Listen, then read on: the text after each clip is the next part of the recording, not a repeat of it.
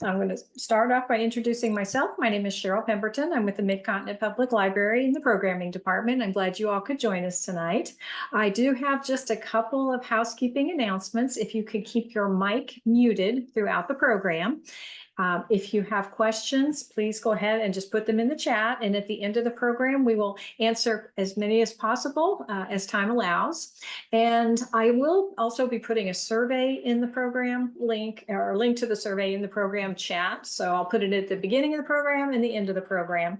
And in case you missed something, we are recording this program. It will be up on our YouTube channel eventually. It's not my department that uploads to YouTube, so we are at the mercy of our of another department, but usually it's up within a day or two. So so that's something to look forward to. In the meantime, I want to introduce you to Doug Richardson.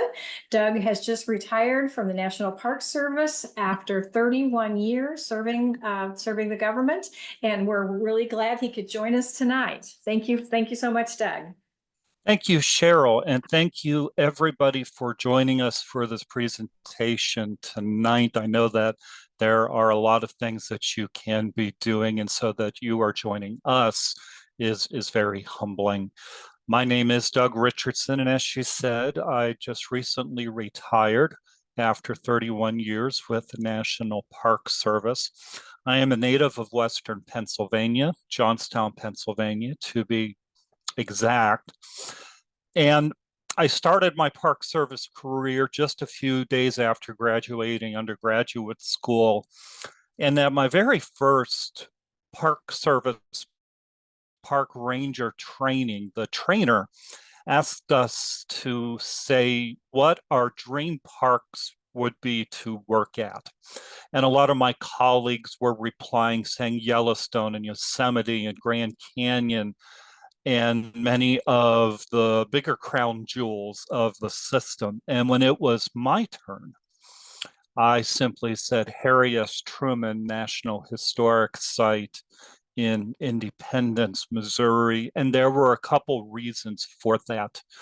The most important, perhaps, was that both of my mother and father served under President Truman during the Korean War.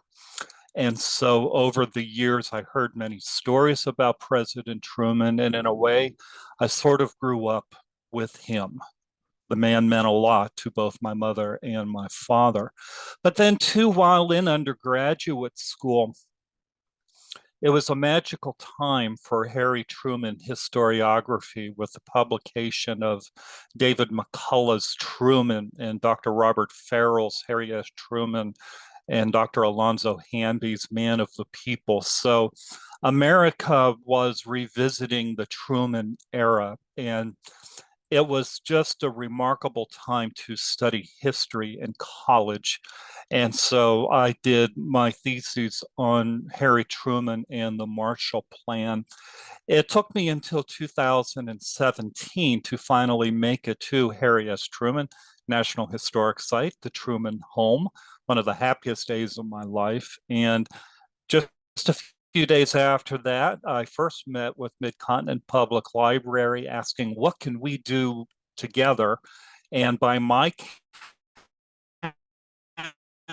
count, this is the 100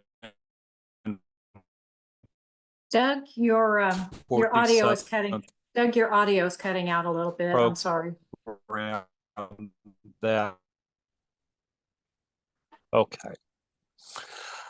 I thought I would take some time tonight and share with you some of the most wonderful primary documents that we work with, both at the Truman Home and at the Harry S. Truman Presidential Library and Museum. And those documents being letters that Harry Truman and Bess Wallace wrote to one another between 1910 and 1959. What these letters represent is a documentation of not only one of the great love stories in presidential and American history, but It's also documentation of a wonderful partnership, whether we're talking about the human partnership, the courtship, the marriage, business partnership, when we talk about the investments that Harry Truman made in the 1910s and with the haberdashery and such, or whether we're talking about the political partnership that the Trumans enjoyed. These letters document it all. And I wanted to share some of these with you tonight and stories behind them. Now, most of what you are going to see and hear come from the collection of my dear friends at the Harry S. Truman Presidential Library and Museum in Independence. And if you haven't been there, especially recently, please do so. The new museum experience is fantastic. And there is a fantastic portion of this museum that focuses on these letters. And I just love it. I also wish to give thanks to the late Margaret Truman Daniel and her sons for sharing these letters with us today.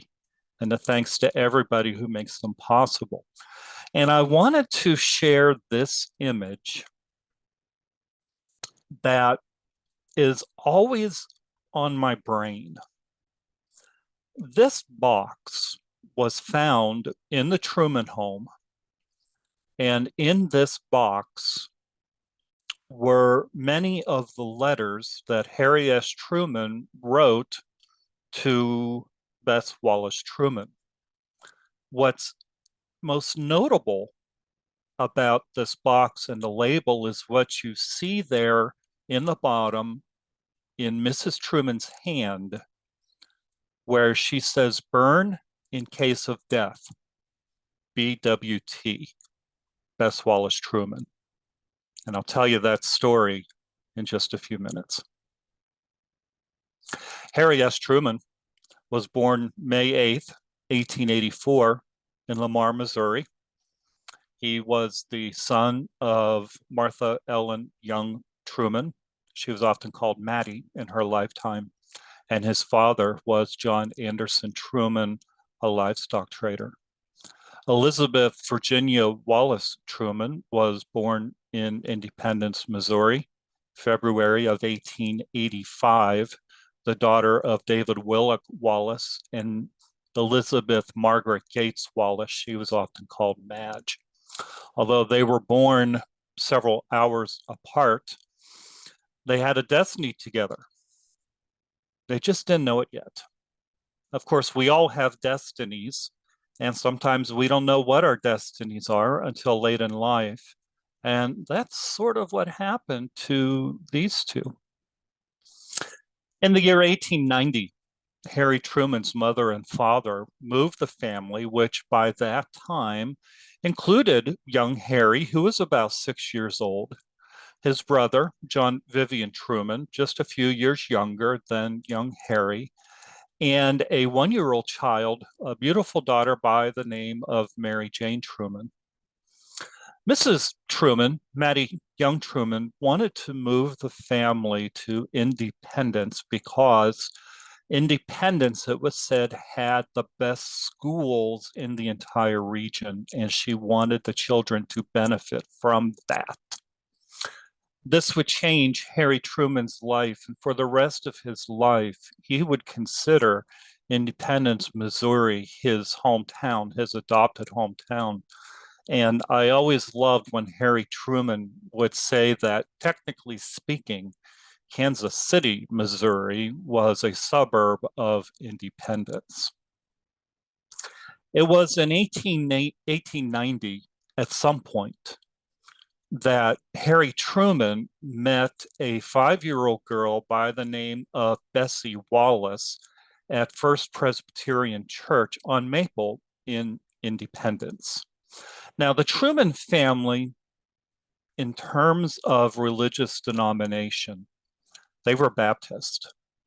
But because of a personal welcoming interaction between Mrs. Truman and the the rector, the minister at First Presbyterian Church, he invited the family to attend the Sunday school and the church there. And that is where Harry Truman first laid his eyes on Bessie Wallace, who he later said and wrote had the most beautiful blue eyes and most beautiful curly blonde hair that he had ever seen. And I really do believe that for the rest of his life, any time that Harry Truman saw Bess Wallace Truman, that's who he saw. This little girl with the beautiful golden locks and the beautiful blue eyes. For him, it was love at first sight. For her, not necessarily. She is not known to have said anything about this, or really much at all about the courtship. And this beautiful photograph, I love this photograph. This is how Bessie Wallace looked about the time that Harry Truman first saw her. And yeah, maybe you could understand how gobsmacked he was at the age of 6. We have in our common American history and our presidential history many truly wonderful love stories, but none that really started as young as this one. I wanted to share with you Harry Truman's first grade photograph. I want to see if anybody could find him. If you've never seen this photograph before, I love it. Harry Truman is in the very bottom row, the first on the left. And I know it's sort of cut off by my caption there, but young Master Truman is holding a little bag of some sort. And I often wonder if we jumped into that photograph, what would that be? And I wonder if inside of the bag, Harry Truman was keeping his eyeglasses, because it was about 1890 where Harry Truman, at the age of 6, first got his first pair of eyeglasses. And the family story goes that the family was enjoying a fireworks show, and the young boy Harry couldn't see the dazzling lights above him. So he went to an eye doctor and was given his first set of prescription glasses.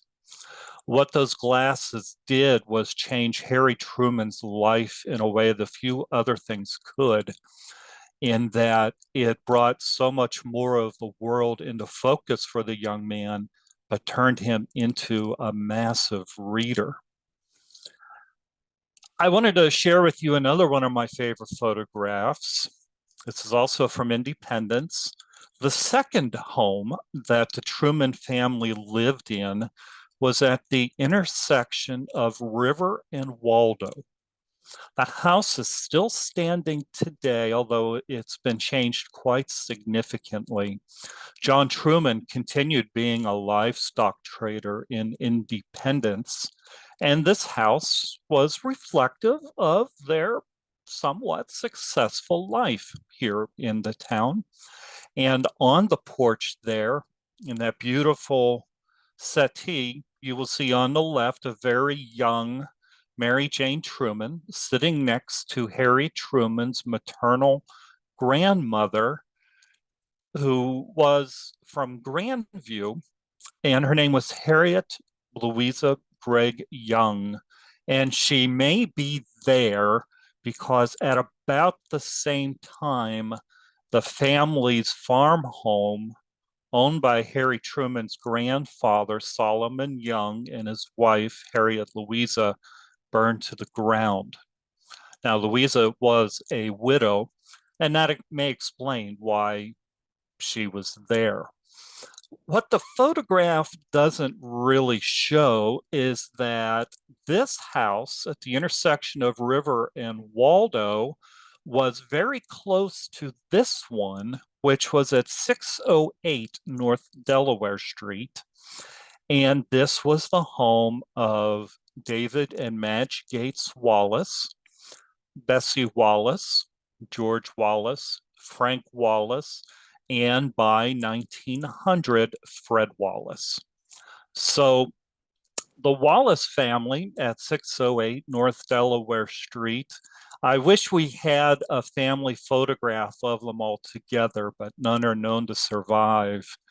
But to me, I think if you could have seen them, they would have reflected the great American family around the turn of the century. But that house was just about a block from where young Harry Truman lived. And so Harry Truman was in the orbit of young Bessie Wallace. And one thing I would love to go back in time and see and hear and watch. Bessie Wallace would sometimes step out onto the porch of the home, and she had a unique whistle. She was able to whistle like nobody's business. And that whistle was a call to all of her friends to come over, play a game, or maybe enjoy some ice cream. So Harry Truman was part of that orbit. They were not in the same grade, however. One of the challenges that young Harry Truman had was a terrible bout with diphtheria.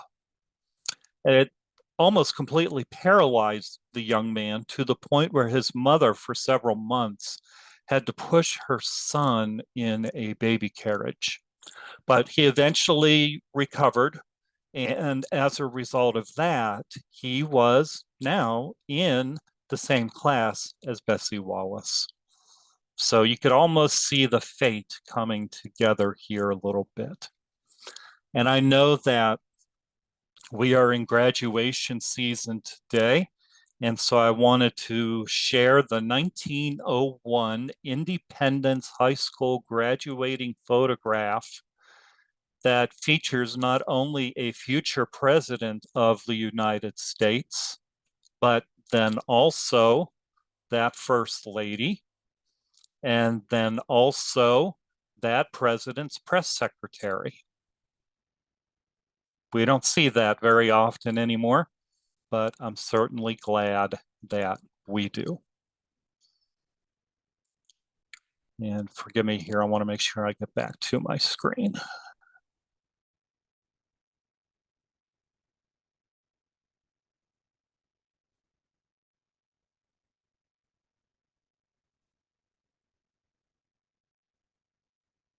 Cheryl, are you there? Yes. Mhm. On the Zoom screen, Mhm. how do I need to reshare? Are you still seeing my slides? I'm seeing the high school class, graduating class. Somehow I got onto the list of participants and I need to figure out. It says you're a co-host and you're sharing your screen. Are you not able to advance this slide? Yeah, let's do this.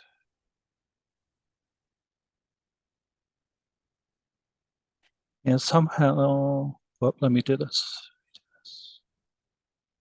You would think that after so many years of doing Zoom, we would know what we were doing, right? You know, there's always something that can happen. Do you Yeah, want to just stop sharing and reshare? let's, Sometimes that'll work. I mean, but I'm seeing it. Are you just having trouble advancing it or? yeah, Okay. yeah, let me see here. Let me try something.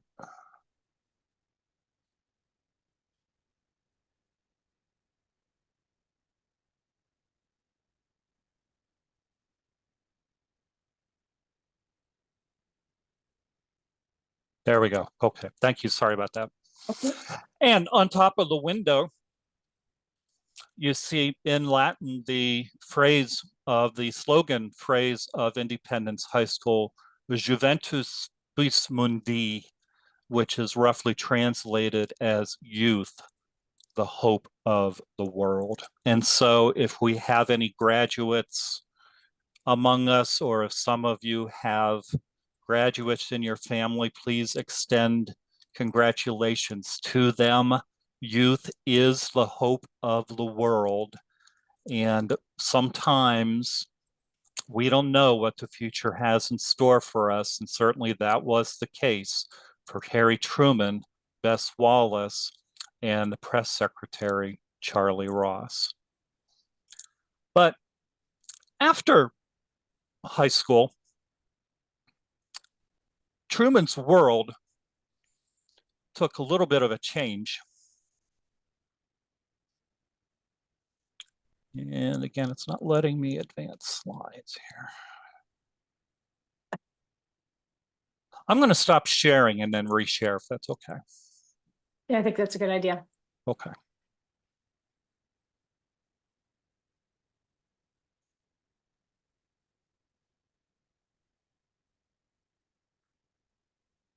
How's that? Okay, I'm not seeing your presentation right now. Okay. Yeah, I'm seeing you okay. Yeah. And it's getting there. Yeah, he's behind a team of horses. There we go. There we Okay. go. So I'm going to zoom ahead here a little bit. Oh, I don't know if we can go back, but we've had a request. Please identify Harry and Bess in the photo. I sure will. Okay, yeah. And so, yeah, here is that Okay. photograph. Harry Truman is in the very back row, and you will see him with his glasses on, and you will see his right hand on the shoulder of the gentleman in front of him. And so he is right under the left of the arch where it says Juventus Bis Mundi. Bess Wallace is in the second row from the bottom at the very right side, and she has just the most wonderful grin on her and the most beautiful collar around her neck. And then Charlie Ross, the valedictorian of the class, who would end up being Harry Truman's press secretary, he is front row, very left. And this was an absolutely remarkable high school class of 1901, even beyond the three that we just talked about. After Truman graduated high school, his father suffered a very serious financial reversal. His father made some investment in grain futures that went south, and he lost almost everything. And so the family had to give up the home on River and Waldo. They lived for a while in a home on Liberty. And then the family moved into Kansas City. John Truman took a job as a night watchman. And Harry Truman himself took a series of jobs, including being a timekeeper on a railroad. He eventually worked for the Kansas City Star for a brief period of time. He worked in the bank for a little while. But by 1906, Harry Truman and his mother and father and brother and sister were invited to come and be business partners on the family farm in Grandview. And this is a photograph of Harry Truman on a cultivator on that family farm in Grandview. And this was technically Harry Truman's maternal grandparents' farm, but it was a business arrangement as well as a family favor. Truman's grandmother was just not able to manage it anymore. And his uncle Harrison, who he was named for, really wanted to give up the farming life as well. So Truman was living on the farm. And if we have any farmers in our audience tonight, we know how hard a work that is. This was still at a time where the work was all hand done with mules and such, right before mechanization started taking over the industry. Meanwhile, a few years after graduating high school, Bessie Wallace's family suffered a tragedy that cannot be calculated. There's a photograph of her father, a very handsome fellow by the name of David Willock Wallace. Came from a good family. His father was briefly a mayor of Independence, Missouri. And David Wallace had several government jobs, including some for the county and local political jobs. He eventually got a job with the United States Surveying Office. But Mr. Wallace often had a hard time making ends meet. And that's something that we can still relate to over a century later. One day in June of 1903, for reasons that we still do not completely understand, on one morning, David Wallace woke up very early in the morning. His wife and his children were fast asleep. Mr. Wallace retrieved a pistol from a drawer, stepped into the bathroom and into the bathtub, put that gun to his head and fired. And his sons found the father. Bessie was 18. She rarely, if ever, talked about this. The youngest Wallace child was 3 years old. It shattered the family and caused quite a significant stir in the town of Independence. Not long ago, our park came across one of the pieces of probate documentation from David Willock Wallace that shows in just what desperate condition David Wallace had left his family. When the widow, Madge Wallace, signed the probate form in September of 1903, he being David Wallace, had a total net worth of less than $100. And so after leaving town for a while, Madge Gates and the four children ended up moving into 219 North Delaware Street, which was known by most people as the Gates house or the Gates mansion. And there is the Gates mansion as it would have looked at the time. George Porterfield Gates was a partner, a co-owner of the flour mill not too far from the house, the Wagoner Gates flour mill, where the famous Queen of the Pantry flour was milled. And that made him one of the more well-to-do people in Independence. Now, were the Gates family millionaires? No. Were they multi-thousandaires? Yes. And they were among the top society in Independence. And they took in, Mr. and Mrs. Gates took in their daughter, Madge, and the children. And it resulted in a unique living experience. And that the Gateses, who were a little older, they moved to the bottom floor of the home while Mrs. Wallace and the children lived upstairs. But I wanted to share with you tonight what is believed to be the first known photograph taken of what is now called the Truman home on the inside. And we think that that was taken not long after they moved into the home. And that is the parlor. That's where the piano is today, and the famous First Lady photograph of a painting of Bess Wallace Truman. And you will see young Bessie there sitting on the floor. So a year after Mr. Wallace's suicide, his widow and his children were still picking up the pieces and trying to figure out how to move on with their lives. What we do not know is how Harry Truman learned of the news or if he ever reached out. It does not appear that Harry Truman and Bessie Wallace had any contact whatsoever until one day in 1910. Harry Truman had an aunt and uncle Ella and Joseph Noland, who lived almost directly across from Mr. and Mrs. Gates. Harry Truman, who was living at the farm at the time, when he visited Independence, he would stay in the Nolan's home and would sleep in the front room, the parlor.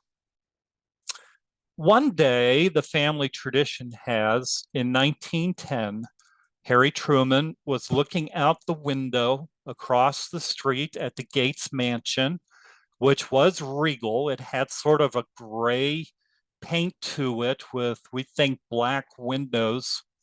And he remarked, "Gosh, how much I would love to see Bessie Wallace again."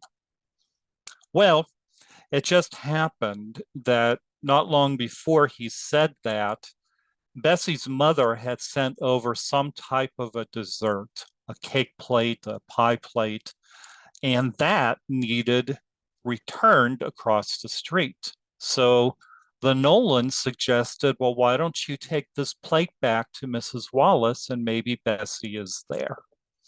Well, according to Harry and Bess's daughter, Margaret, Harry Truman ran across the street at the speed of light, rang the bell. Bessie answered the door, and they laid eyes on one another. Harry Truman was still in love with that little girl that he met at First Presbyterian Church. She said, "Come in." We don't know what they talked about that day, but when he went back over to his aunt's house, Truman just looked at them and said with the biggest smile, "Well, I saw her." The courtship was on. So the very first, what we call a Dear Bess letter, or at least the oldest surviving letter, was dated by Harry Truman December 31st, 1910. Grandview, Missouri, December 31st, 1910. My dear Bessie, I'm very glad you liked the book. I liked it so well myself, I nearly kept it. I saw it advertised in Life and remembered that you were fond of Scott when we went to school. Nothing would please me better than to come to see you during the holidays or any other time for the matter of that. But Papa broke his leg the other day, and I am chief nurse next to my mother, besides being farm boss now. So, you see, I'll be somewhat closely confined for some time to come. I hope you'll let the invitation be a standing one, though, and I shall avail myself of it at the very first opportunity. I guess Ethel and Nellie have been busy with their exams, is the reason you haven't seen them. I got a letter from Ethel the other day. She was suffering from cramming, both mental and physical, and from epizootic, whatever that is, that she and Nellie would be unable to come out this week. You know, they always spend a few days of Christmas out here. It was just as well, as I would have had to cancel the date anyway after Papa's accident. We haven't quite got over the excitement yet.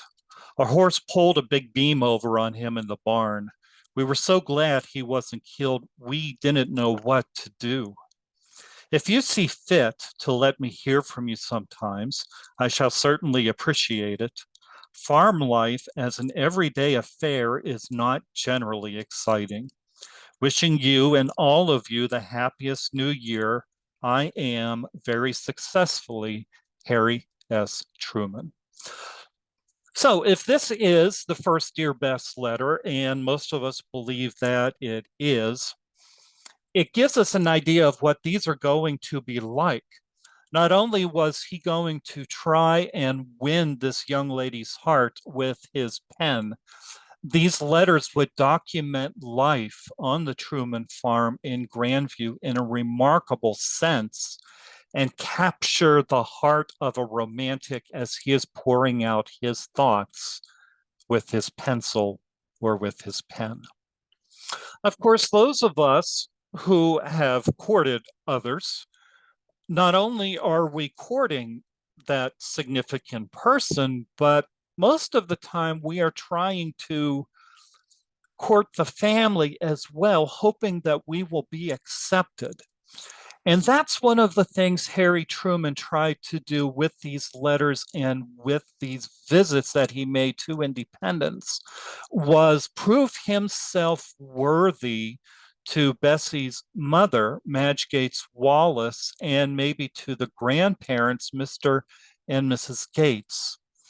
Now, the Gates family fortune was declining a little bit, but there was still money there. But according to family tradition, Madge Gates Wallace, maybe while liking Harry personally, wasn't crazy that he was a farmer.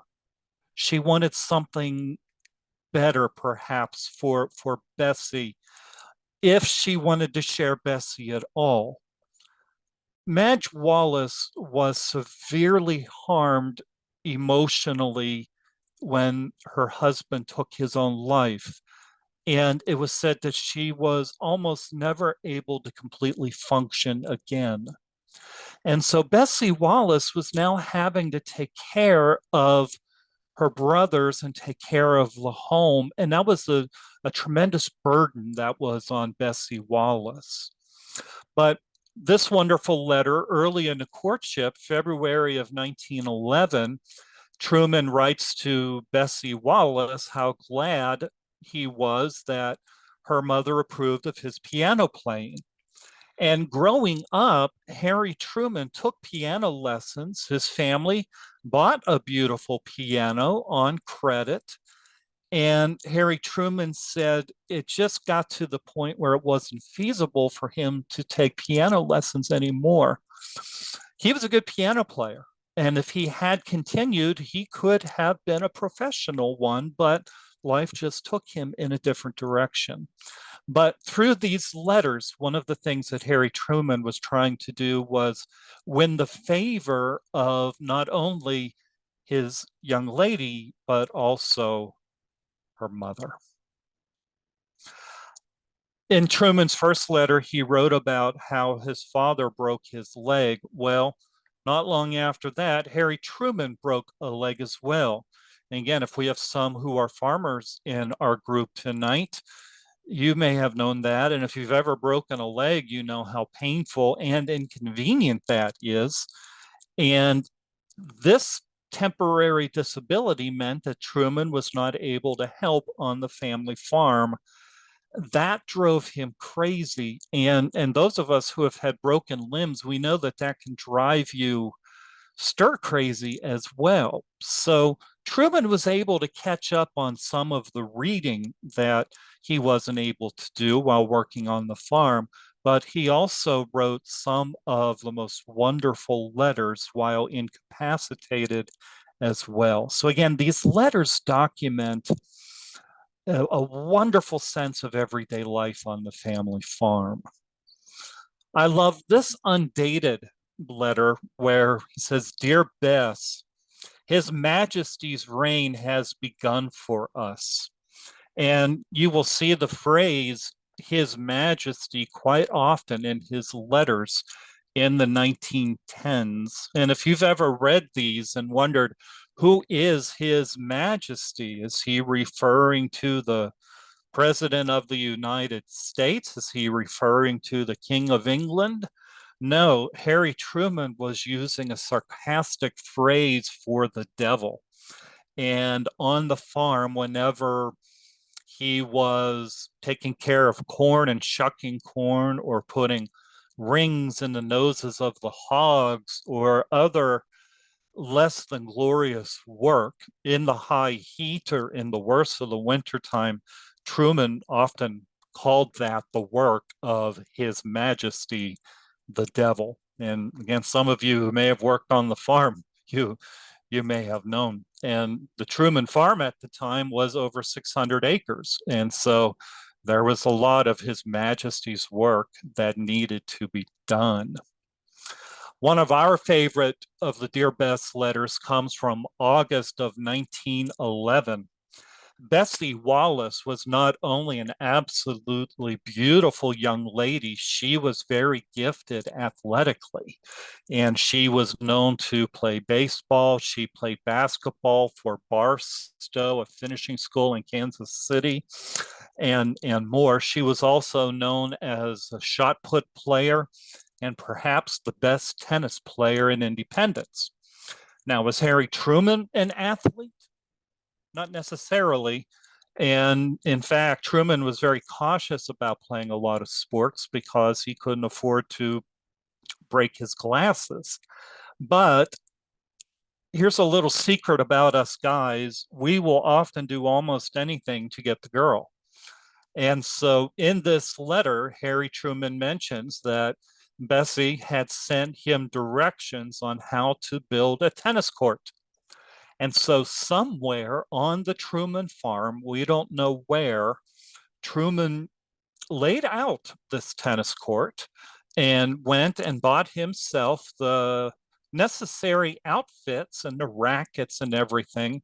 And he wrote to her saying that the court was ready and invited her to come down and play in early September.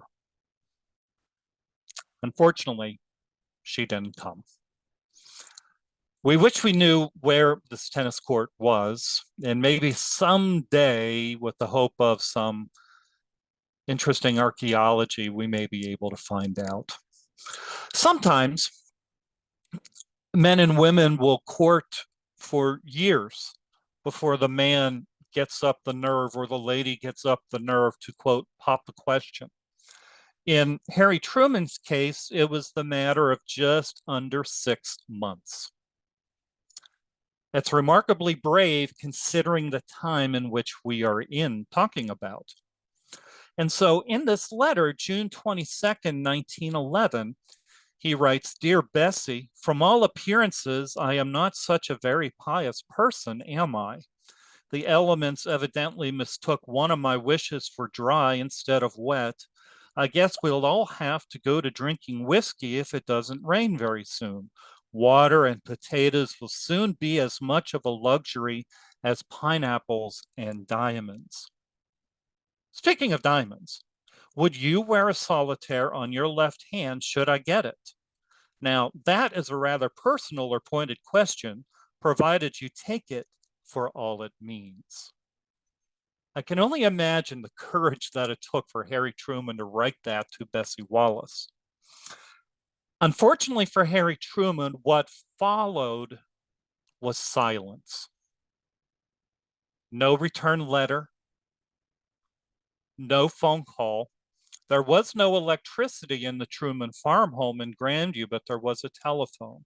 So Truman was anxious to hear her response. But all he heard for days and days was silence. She declined, we think, by telephone. But in a subsequent letter, Truman writes incredibly, he said, "Well, you turned me down so nice that I just want to thank you for that." So she did not accept his proposal of marriage, but within a couple of years, there was the understanding that if she were to marry anybody, it would be Harry Truman of Grandview, Missouri.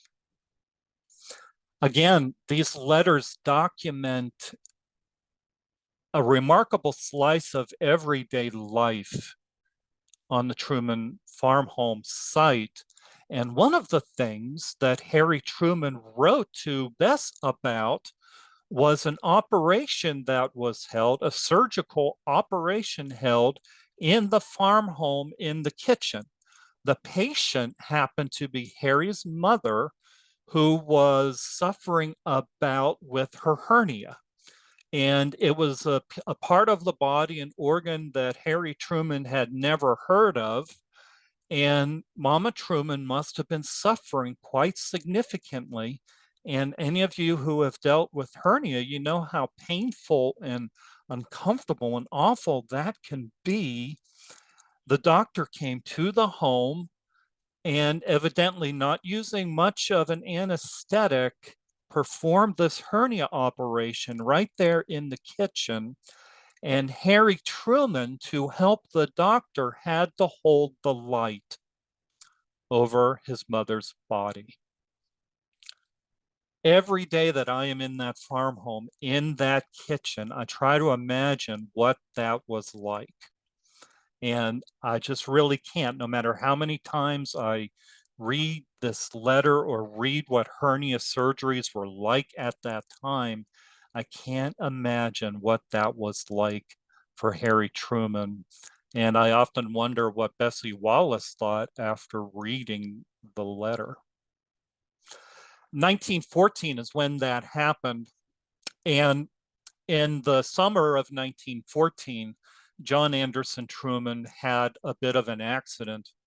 In addition to working the family farm, John A. Truman got involved in local politics and became part of a team of road overseers for Jackson County, Missouri. It's been passed down that while working on a job, John Anderson Truman was in the middle of pushing a large rock or a boulder as part of a road project, and he too developed a hernia issue. But at the time, they found that John Truman was suffering from a stomach cancer. And so in September of 1914, Harry Truman's father had an operation to try to fix the stomach cancer problem. It didn't work. And in early November of 1914, in the family farm home, John Anderson Truman died. Harry Truman was at his father's bedside keeping vigil. His father fell asleep, and then eventually Harry Truman himself fell asleep. And when he woke up, he looked over and saw that his father was dead. Truman walked down the small corridor into the kitchen and told the farmhands and everybody who was there that Papa was dead. This changed the dynamic of the family. The weight of running the farm was now on Harry Truman's shoulders, as well as Mama's and Mary Jane's, his sister. The family farm was not necessarily making a lot of money. There was an unfortunate lawsuit in the family between Harry Truman's mother, Harry Truman, and Harry Truman's aunts and uncles on the young side. And the litigation was slowly and surely draining the financial resources of the family. So for the next few years, the Truman farm appears to have really struggled. But shortly after Truman's father died and the funeral was held in the home, Truman wrote to Bess Wallace, his source of comfort, and thanked her for the flowers and for the support, and told her how difficult it was going to be to follow in his father's footsteps and to maintain the farm. Now, many years later, when Harry Truman was president of the United States and the reporters were building a family history, some of the writers said that Harry Truman's father was a dirt farmer and didn't amount to anything. And that idea made Harry Truman mad. And he looked at one of the reporters one day and said, "You say that my father was a failure, but how could my father have been a failure? His son is now president of the United States." When World War I was declared by the United States of America, Harry Truman went to war. He had earlier been part of a light artillery brigade, mostly to be busy. It was something social along with the Masons, something to get Truman off of the farm once in a while. But when President Woodrow Wilson issued the call, Harry Truman answered that call, and he didn't have to. He was over the draft age. He was well into his 30s. He was the support of his mother and sister. He was managing the farm. Physically, Harry Truman, we would call him legally blind. So he didn't have to serve, but he did. And Truman eventually would become captain of an artillery battery, Battery D, 129th Field Artillery, and would mobilize to France in early 1918. And while in training in Oklahoma, and then eventually while in Europe, Truman would continue writing to Bess Wallace back in Independence. Bess Wallace, for the Red Cross and for others, did a lot of amazing philanthropic work. Later, eventually, Truman's letters from Europe were listed as being written from, quote, somewhere in France, so that they weren't giving positions away. And near that 11th hour of the 11th day of the 11th month in 1918, Captain Harry S. Truman wrote to his fiancee in Independence describing those last few moments. And really, on the battlefield there in France, Harry Truman's battery fired some of the final artillery shots for the Allies. Now, these veterans, these combat hardened veterans who had seen the worst of war, they were now anxious to come home to Jackson County, Missouri, and pick up their lives. Harry Truman was, but he was also interested in finally getting the girl. Now, I wanted to share this with you from March 16th. This is 1919. This is the earliest surviving letter from Bess Wallace to Harry Truman. So they had been courting now for almost 10 years, but we don't have most of Mrs. Truman's correspondence to her beau, fiance, husband. There's a good story for that, told by Margaret Truman. Margaret Truman remembered that one day in the middle of the 1950s, while Harry Truman had his office, former President Truman had his office in the Federal Reserve Building in Kansas City on Grand. He came home one day from work, walked into 219 North Delaware Street, and saw that his wife, the former First Lady, was sitting in a chair in front of the fireplace in the living room, and she was burning something. The former president asked his wife, "What are you doing?" And Mrs. Truman said something to the effect of, I'm burning our letters. Now, at this time, the Truman Library was being developed. And so things were being processed and getting ready to be part of this new wonderful Truman Library. And Harry Truman, who was always very mindful of history, he just looked at his wife and said, "But Bess, think of history." And she said, "Harry, I have." And more papers went into the fire. What exactly went into the fire that day, we will probably never know. But what we do know is that although we have over 1,000 letters from Harry Truman to Bess Wallace Truman, we have only about 10% of that from Bess Wallace Truman to Harry. And Mrs. Truman was a very private person, so she may have been destroying her side of the correspondence. You might remember that box that I showed you at the top of the presentation. But again, we may never know.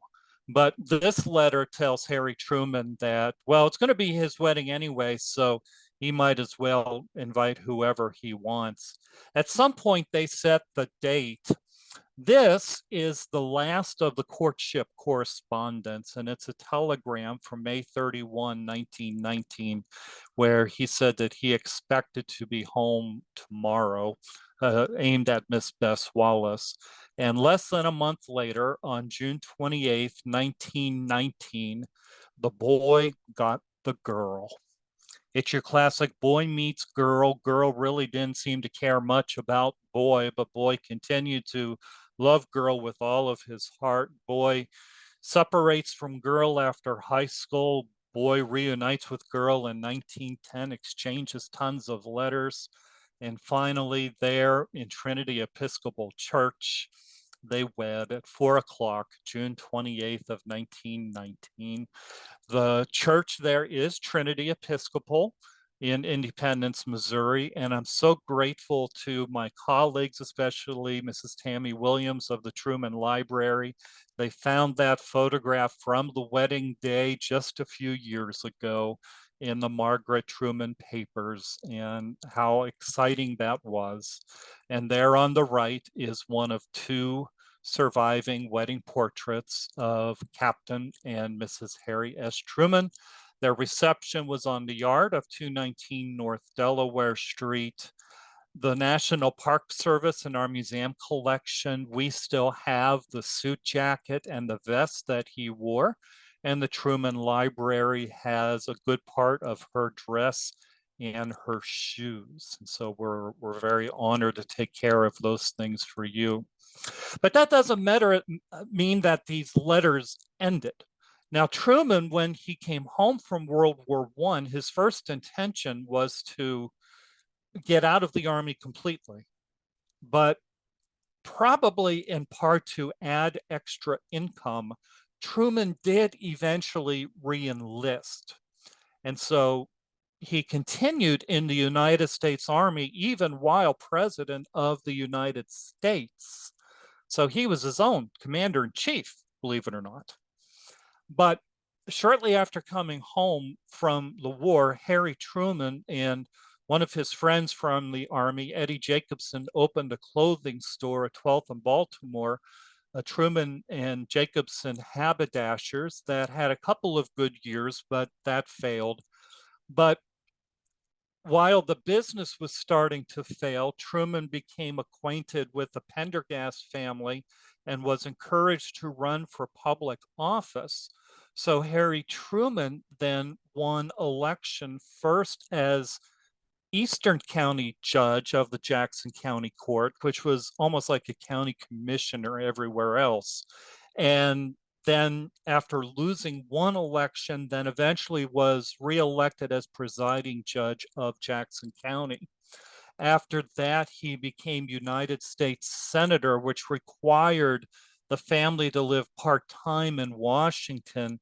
This particular letter from 1935 is early in Senator Truman's time, representing the great people of the great state of Missouri.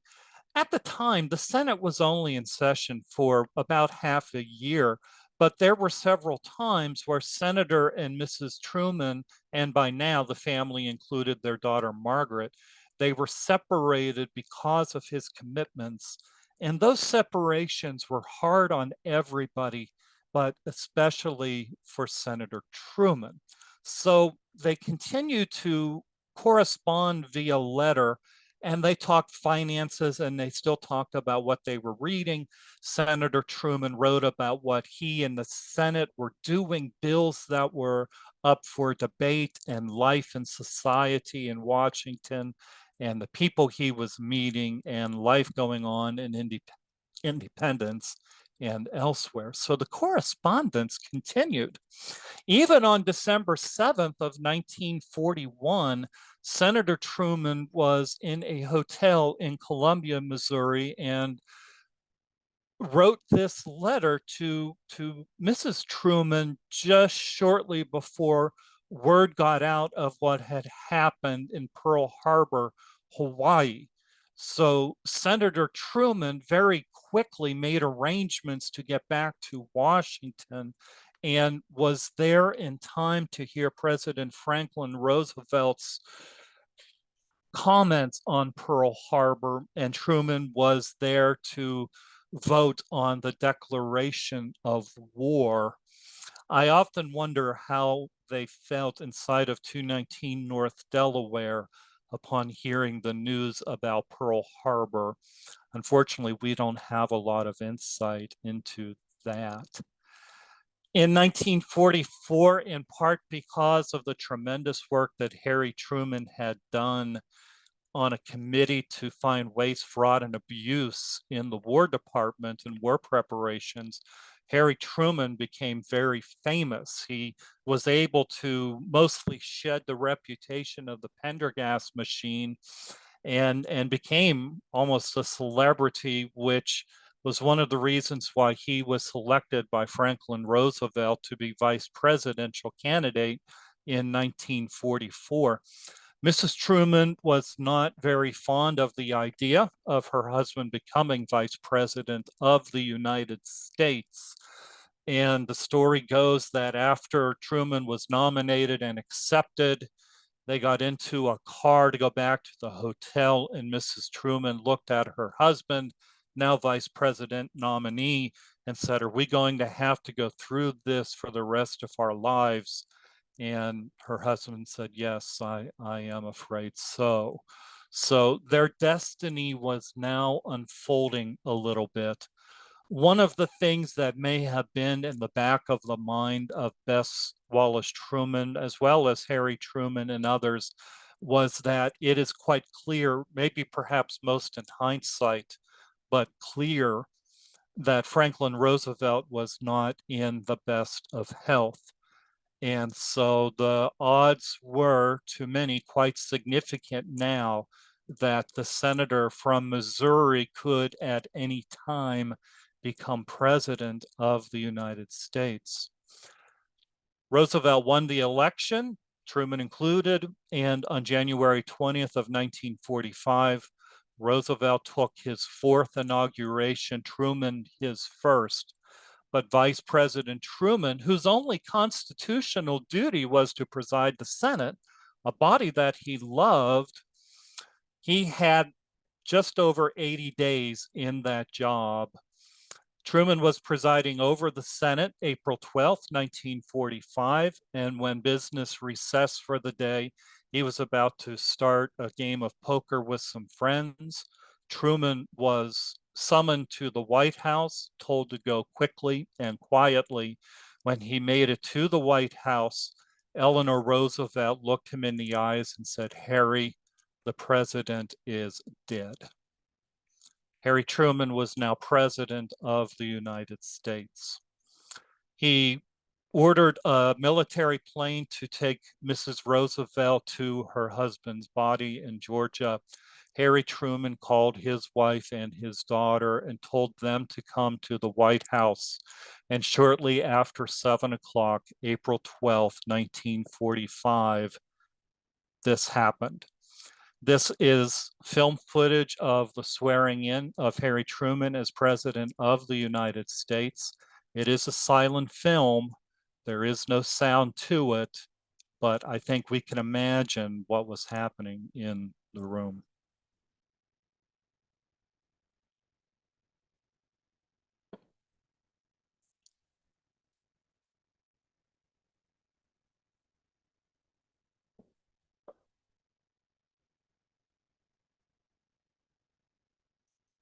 Harry Truman said those words as prescribed in the Constitution. I, Harry S. Truman, do solemnly swear that I will faithfully execute the office of President of the United States and will, to the best of my ability, preserve, protect, and defend the Constitution of the United States. And then Truman added, "So help me God," and kissed the Bible.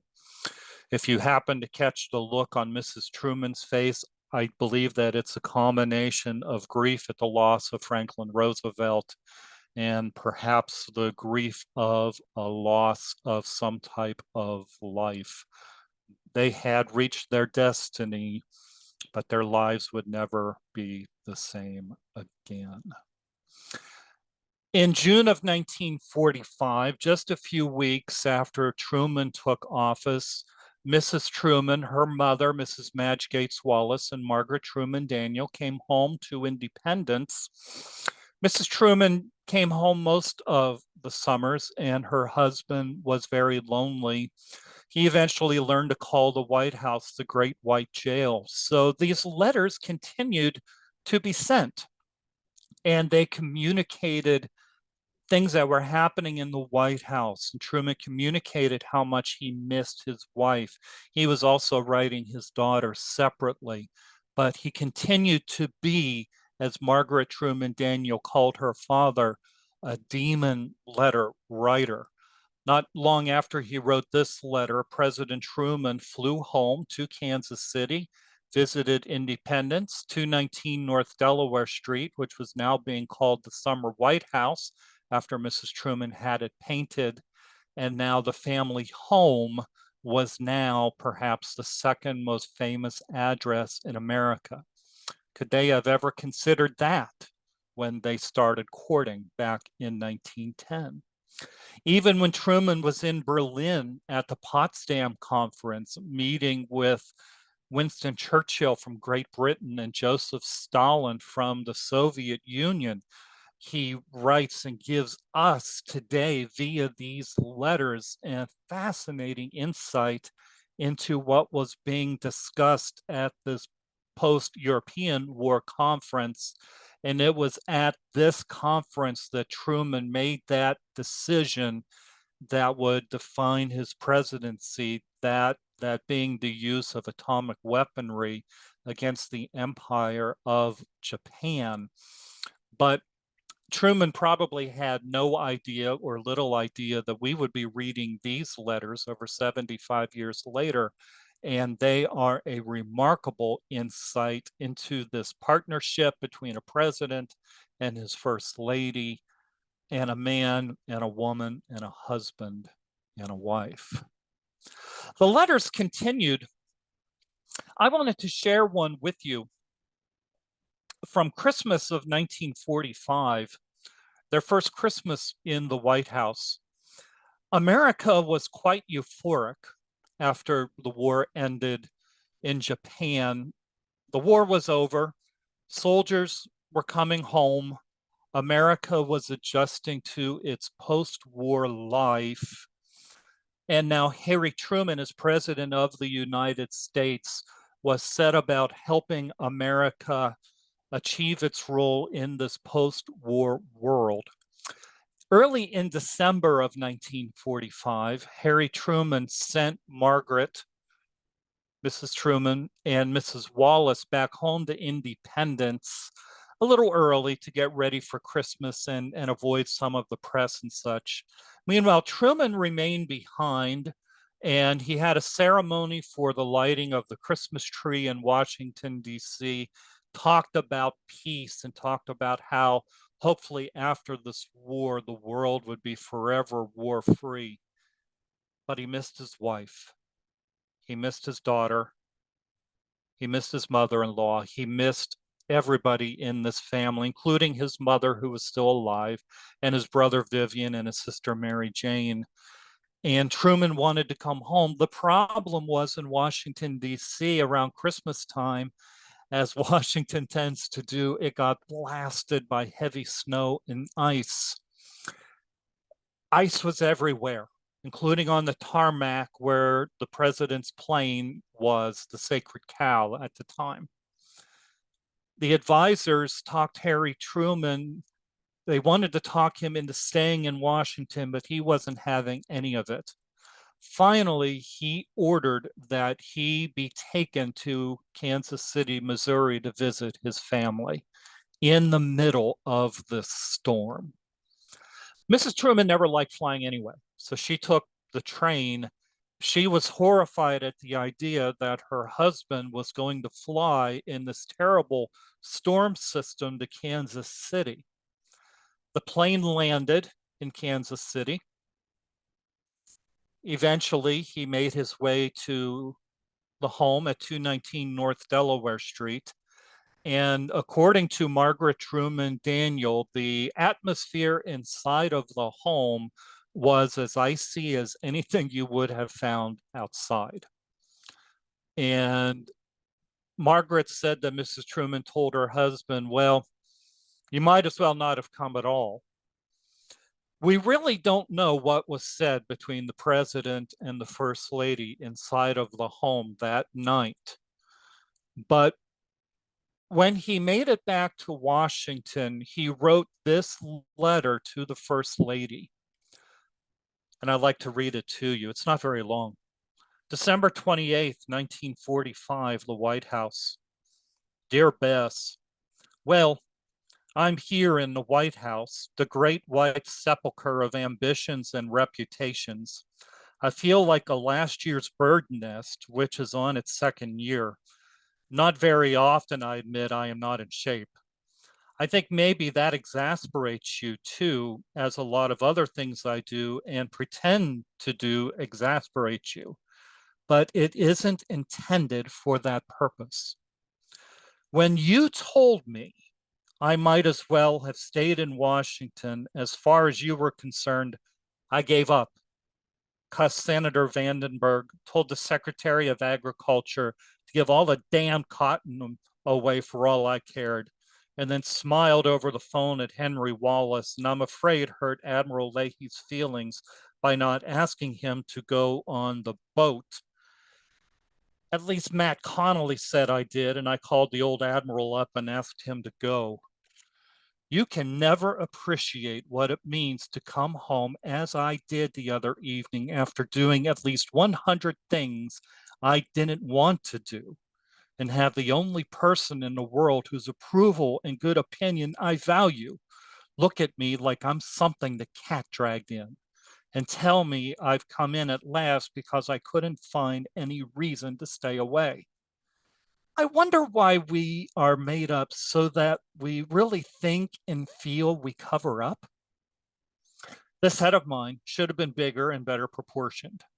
There ought to have been more brain and a larger bump of ego or something to give me an idea that there can be a number one man in the world. I didn't want to be. But in spite of opinions to the contrary, life and time say I am. If that is the case, you, Margie, and everybody else who may have any influence on my actions must give me help and assistance, because no one ever needed help and assistance as I do now. If I can get the use of the best brains in the country and a little bit of help from those I have on a pedestal at home, the job will be done.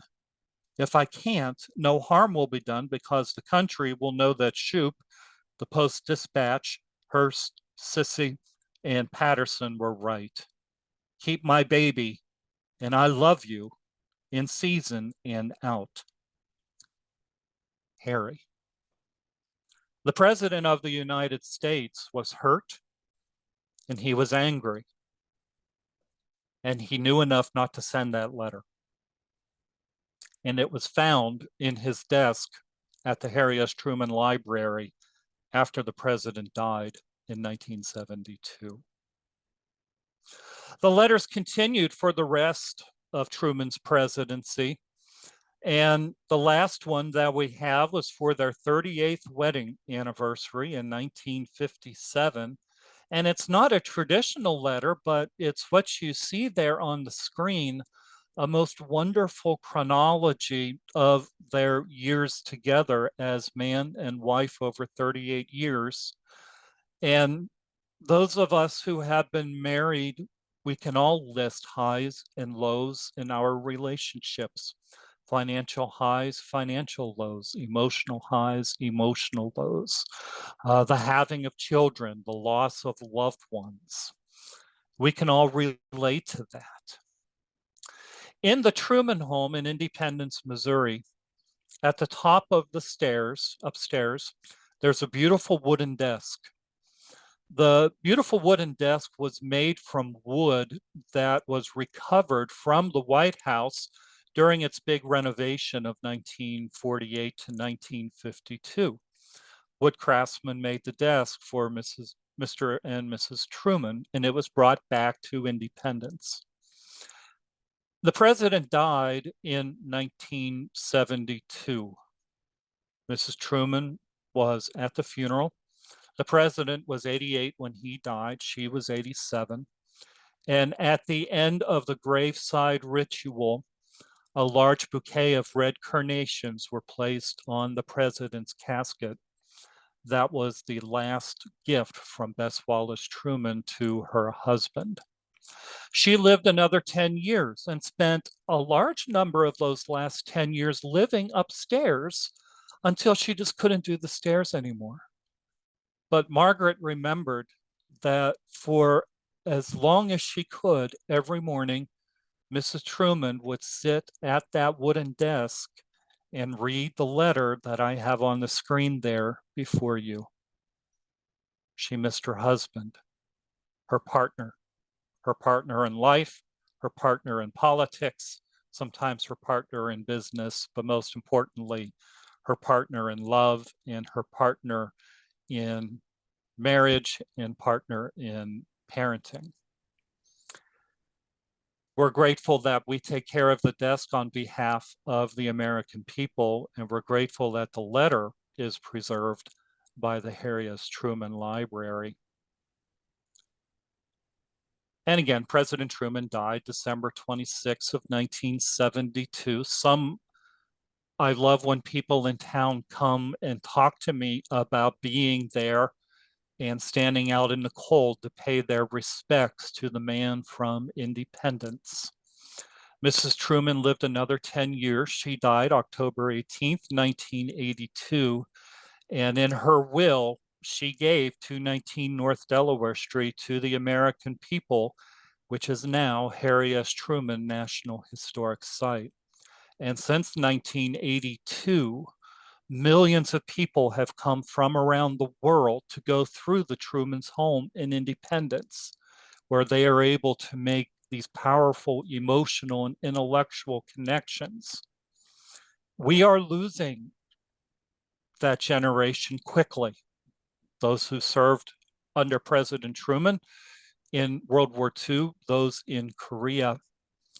We have lost almost everybody who is now in the Truman's orbit, but the Trumans in many ways live on. People come to make that connection with the past. Not long in the Truman home, I was on a tour, and near the end of the tour in the vestibule, a couple who shared that they were from South Korea, they asked if they could kneel. So they knelt in front of the staircase in the foyer, and they said a prayer, and they said they wanted to be there. They wanted to say a prayer because Harry Truman's difficult decision to get involved in the Korean conflict, he said, probably saved the lives of their grandparents. Not long ago at the park, I had a conversation to have a conversation with another couple who were visiting from Poland. And they wanted to come to Independence, Missouri, and pay their respects to President Truman. They didn't know the names of a lot of other American presidents, but they knew Harry Truman. And they said because of the Marshall Plan, their family didn't starve. We hear stories like that all the time. And so it is such an honor to tell the story of this gentleman and his family whose relevance touches us even today in 2025. And after all, learning about history is all about learning about relevance. Today, the original Dear Bess and Dear Harry letters are preserved for you by the National Archives at the Truman Library. They are yours, my friends. They belong to you. And if you have never been in the research room at the Truman Library, it is a magical place. It is one of my favorite places in the world. And this is what I always say, if I were on The Price is Right and had a choice between a trip around the world and a trip to the research room at the Truman Library, I would pick a trip to the research room. I have spent many of the happiest hours of my life and professional career there. And you too can get a research card at the Truman Library and see these letters. Also like to let you know that the National Park Service has a podcast featuring many of these letters. And before I retired, we had over 150 episodes done just for you. We share the letters and a little bit of context for the letters. All you have to do is go to nps.gov/HSTR. And at the bottom of the page, there is a link for the 219 North Delaware Street podcast. The podcast was one of the most difficult things that I did at the park, not because it's difficult to read or such, but because it was sometimes so emotional that sometimes it would take me 6 or 7 takes to get through a letter. That's the power of these letters. And I'd like to recommend, if you are interested in these letters, these wonderful resources. Most of the best of the so-called Dear Bess letters are compiled in a book called Dear Bess, the letters from Harry to Bess Truman, 1910 by 1959, by the late Dr. Robert Farrell, still in print, but you can find that book everywhere. The so-called Dear Harry letters, those few that survive from 1919 to 1943, they are compiled in a wonderful book written by Harry and Bess Truman's first grandson, a wonderful fellow by the name of Clifton Truman Daniel. Clifton Truman Daniel, his family, and his 2 brothers are keeping the light alive of the Truman family, and I'm proud to call them friends, and I'm proud of everything that they have accomplished. The Dear Bess and the Dear Harry letters are also available on the trumanlibrary.gov website. You can read transcriptions and see digital copies of the original. And there are millions of documents on trumanlibrary.gov that you can dive a lot of rabbit holes that you could go down into. So the world is infinite there. And so I'd like to take some time. I know I ran over the hour a little bit, but I wanted to see if we had any questions. Well, we've got some very nice comments. What a charming and fascinating story. So much I never knew about President and Mrs. Truman. A truly wonderful present for our country and a love story as well. Thank you for this presentation. Wonderful. Thank you.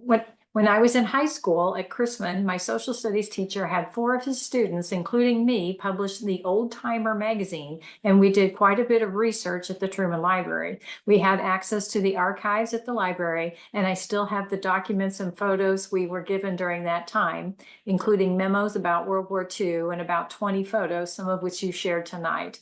I had the honor of writing to Bess Truman to request an interview at that time. She graciously declined my request, typing back to tell me she no longer granted interviews. The envelope had her signature and the spot where the stamp would be because she was not required to use postage. I still have that letter and envelope, of course. Thank you for tonight's presentation. Oh, wonderful, wonderful. Well, this is one of the few programs, or maybe the first program that ever brought tears to my eyes, Doug. So I can tell you how much I enjoyed it. Okay, who are the Truman descendants? Are any in politics? I'll answer the second part first. No, none are really in politics.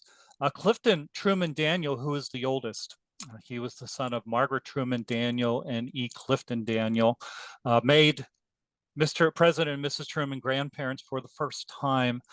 He dabbled in journalism and he dabbled in acting, and he eventually got into public relations, and now he has actually picked up the baton of, many of you may remember the Broadway show Give 'em Hell Harry, and James Whitmore with his amazing presentation as Harry Truman. Clifton Daniel has picked up the baton of doing that show, and he travels around the country doing that. And this is what's interesting about Clifton Daniel, who I'm very honored to call a friend. When he has his glasses off. Clifton Daniel looks just like his father. But when he puts his glasses on and does a little bit of gray hair makeup, he looks startlingly like his grandfather, the President of the United States. Margaret Truman Daniel, for the rest of her life, was very involved in the Truman Library, the Harry S. Truman Scholarship Program, and eventually it got to the point where Margaret Daniel was not able to do that. And Clifton picked up the baton on that. So single-handedly, he has raised a tremendous amount of money for the Truman Library and helped make possible, again, with donors from around the world, the brand new exhibit structure and modernization that has been completed at the Truman Library. President Truman would be very proud of him. He is also a member of a wonderful group known as the Society of Presidential Descendants, which they do a lot of wonderful work, including talking to members of Congress about funding important initiatives for presidential homes and for presidential libraries and such. So he presently lives in Illinois. His son was became an actor recently and did a stint on, if any of you watched the show Chicago Med a few years ago, Clifton Daniels' son was tremendous on an episode of Chicago Med. One of Clifton's brothers lives up in the Northeast and one lives in New York. But yeah, none of them really got into politics.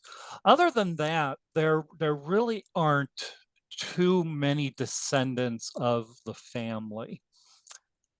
I regret that.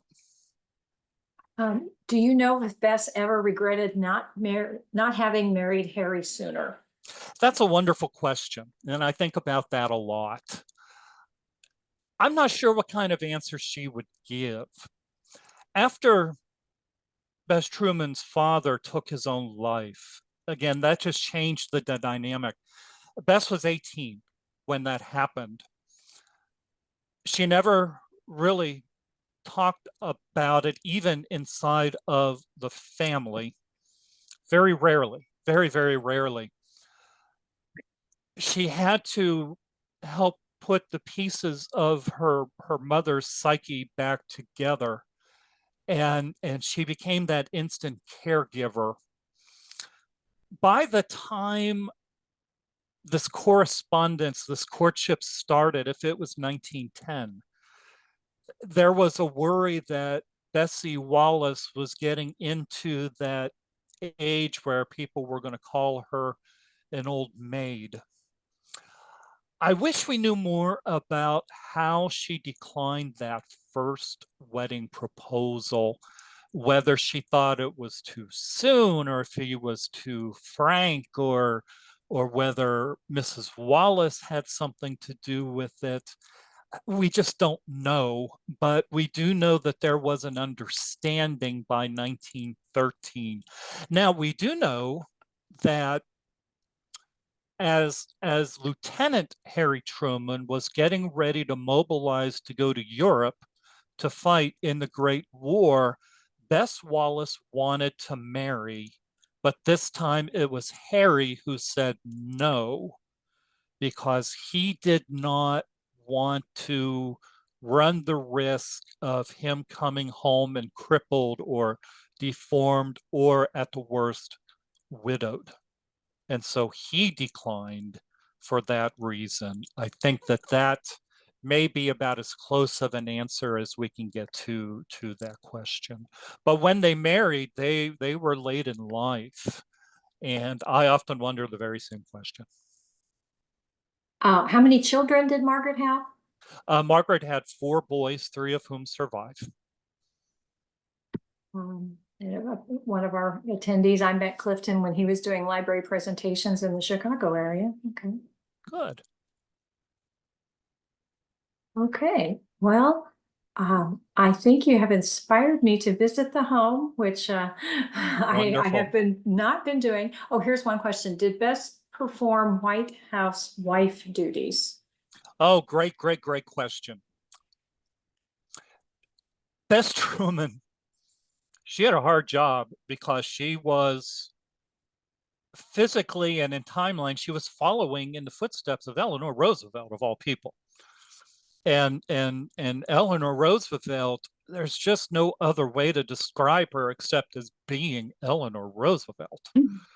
And Eleanor Roosevelt did everything from hostings at the White House, going across the country. She went down in the coal mines. She went on the army bases. So it was almost expected that Bess Truman would do the same thing. Now, after the war ended, there was less in the way of austerity that the war required.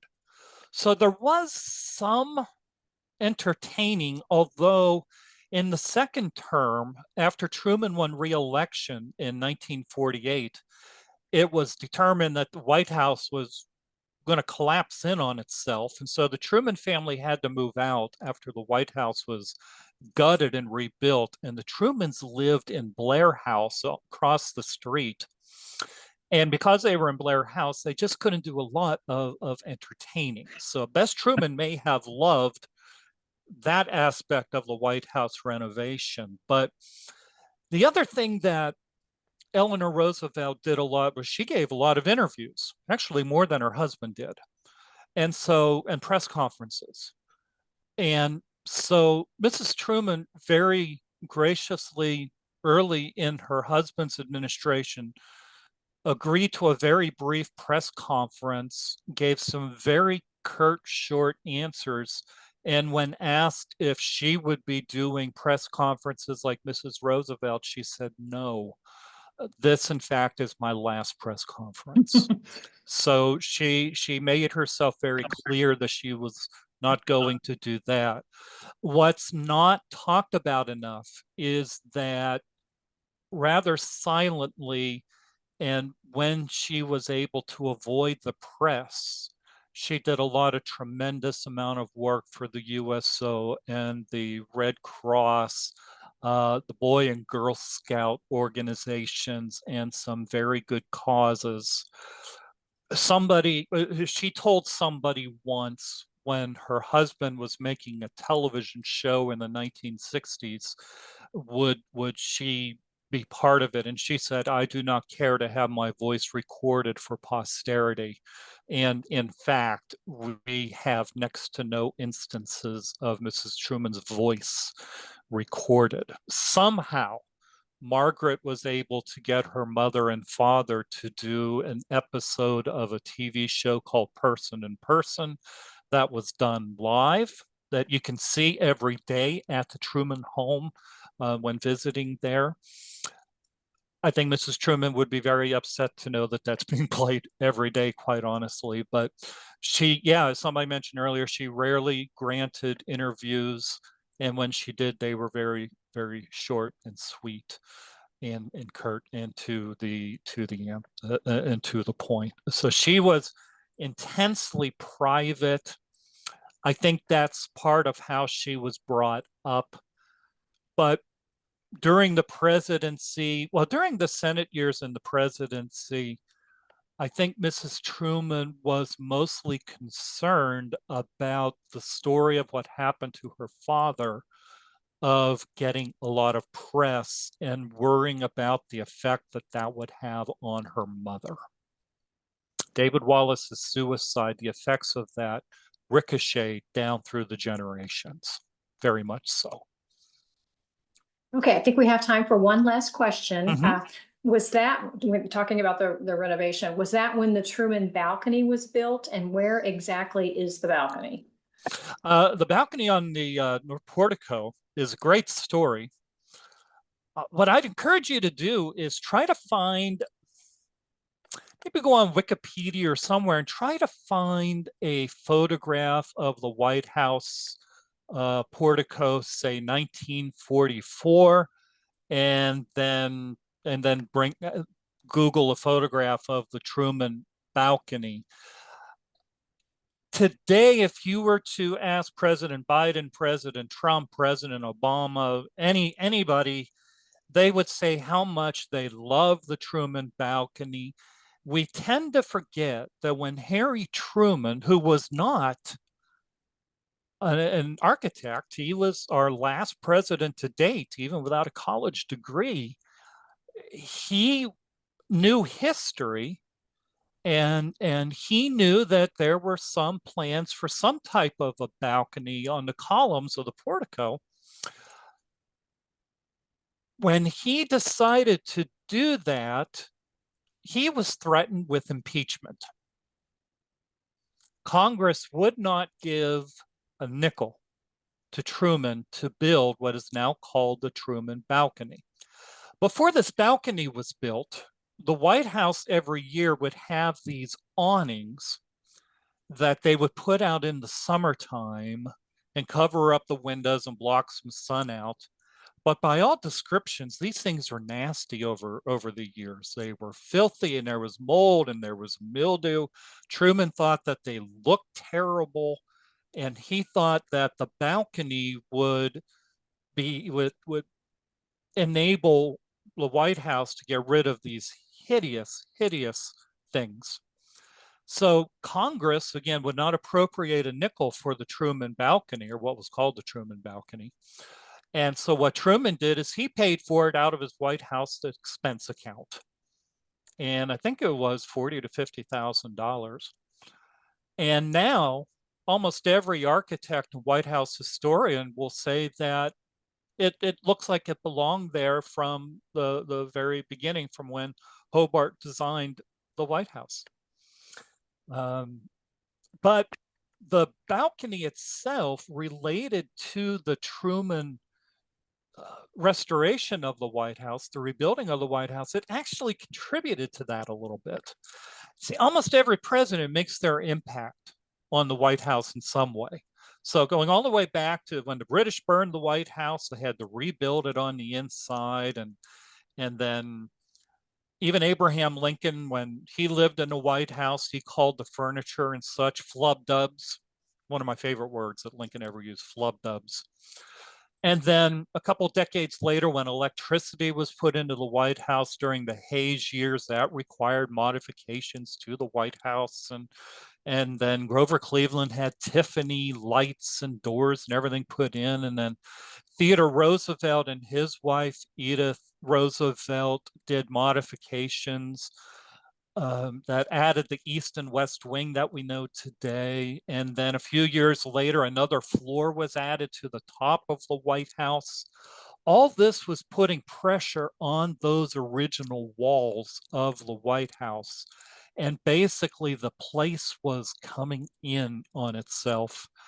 And that's why that one day where Mrs. Truman was talking to the daughters of the American Revolution downstairs, her husband was upstairs in the bathtub, and the chandelier was swinging back and forth over the ladies of the DAR. It's because the walls and the joists and the floorboards, they were all starting to buckle. And then the legs of one of Margaret Truman's pianos went through the floor. But when Truman added that balcony to the White House, that added to the stress that the building was feeling. So the balcony contributed to that, but every president since would, I have no doubt, say thank you to Harry Truman for adding that balcony to the White House. Okay, I think we're done with our questions. I want to thank you for presenting such a wonderful presentation tonight, Doug. I really enjoyed it, and I know our audience did too. I want to Thank thank you our for the honor. audience. Oh, thank you, and thank our audience for joining us. And I guess it's time to go home and have a good evening, everybody. Have a wonderful summer, my friends. Thank you. Good night.